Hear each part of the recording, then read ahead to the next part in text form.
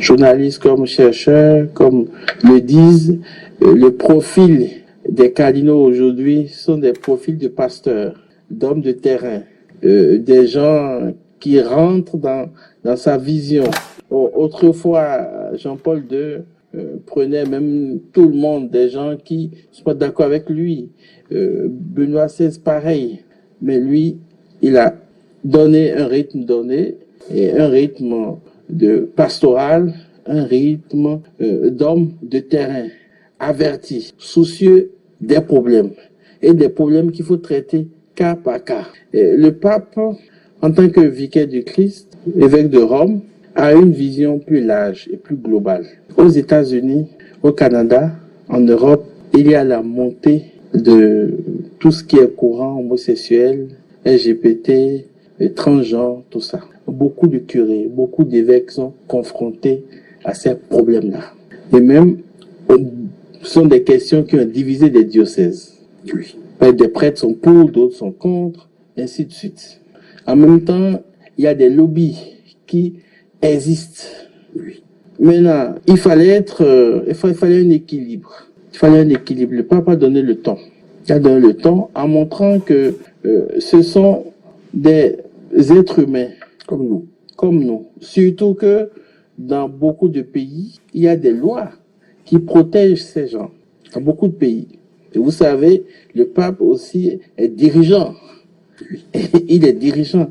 Donc quand on met tout ça ensemble, et avec ce qu'il a entendu, avec tous les courriers qu'on lui a envoyés, parce que des cardinaux ont envoyé des courriers, l'ont saisi pour dire, mais prenez une décision. Qu'est-ce qu'on va faire?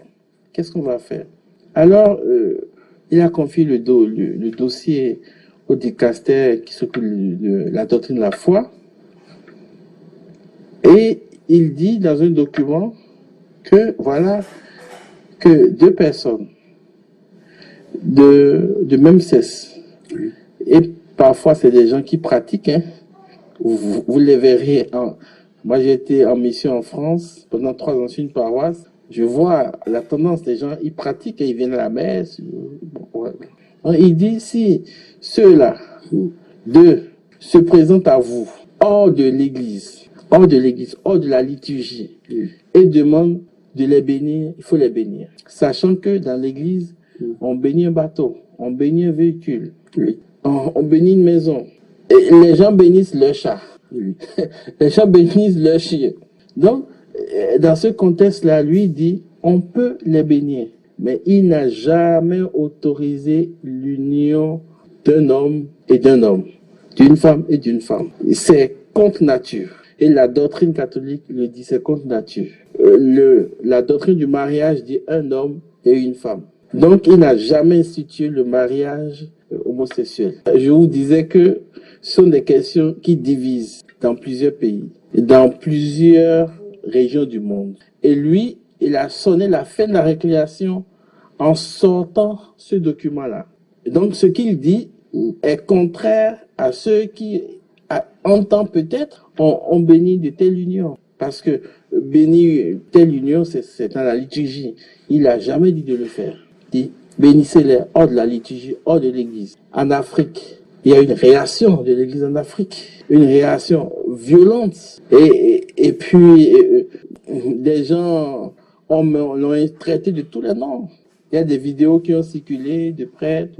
Mais il a dit, cela ne concerne pas l'Afrique, effectivement. Oui. Et quand moi j'ai vu le document, mais ça ne nous concerne pas. Parce que connaissant l'Europe, je connais leurs problèmes. Connaissant le Canada ou les États-Unis, je connais leurs problèmes. Donc le pape a réagi selon les problèmes de l'Occident. Et ce n'est pas une décision qui s'applique à l'Église universelle. Mais avoir réagi comme ça, c'est tout à fait normal et c'est bien également. Au moins, cette situation a permis à l'Église d'Afrique de réagir.